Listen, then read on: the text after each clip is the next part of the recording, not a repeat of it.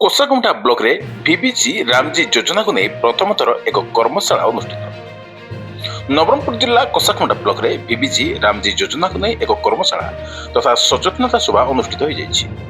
प्रथमे प्रत्येक ग्रामीण परिवार को 100 दिन कर्म नियुक्ति रही बेले वर्तमान यार 125 दिन को वृद्धि करिसेंति सरकार। प्रथमे यार ना जातीय ग्रामीण नियुक्ति ग्यारंटी NREGA ना रे रहिथबा बेले परे महात्मा गांधी जातीय ग्रामीण नियुक्ति ग्यारंटी MGNREGA होइथिला आउ एबे बीबीजी रामजी नारे केंद्र सरकार परिवर्तन करथिबारु उपस्थित समस्त एसडीओ ग्राम साथी एवं संपुक्त विभागीय अधिकारी हिताधिकारी को এই যোজনা বিষয়ে বুঝা যাইতিলা। বর্তমান এই যোজনা মাধ্যমে প্রত্যেক গ্রামীণ পরিবার আর্থিক সুদৃঢ় হয়ে পারবে। মানে জানিথিবে कि वर्तमान आमर जोटा पूर्वर स्कीम थिला MGNRGS सेटा वर्तमान चेंज होइकी बीबीजी रामजी हो जाइए।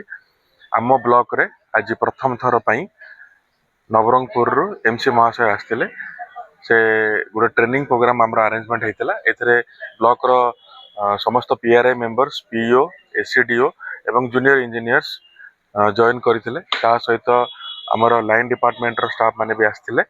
एही ट्रेनिंग प्रोग्राम रे आमको MC महाशय ट्रेनिंग देले कि आमे जो पूर्वर MGNRGS रे काम करूथिलु वर्तमान बीबीजी रामजी रे जो 125 दिन काम लोक मानक मिलिबो ता द्वारा से माने की प्रकार पंचायत रे कार्य नहीं पारिबे, वर्क कोड कोड जनरेट हबो, एस्टिमेट केमिति हबो एवं को प्रकार डाइवर्सिफिकेशन हे कि काम हे परिबो।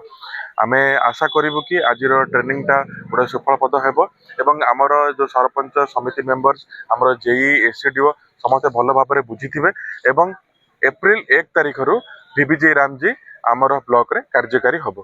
तेणु मु आउ थरे आशावादी रही कि आम ब्लॉक रे ये जो बीबीजी रामजी जो स्कीम टी नुआ भाव में सक्सेसफुली इम्प्लीमेंट हवा को जाउची एथिरे समस्त सहयोग रहिबो।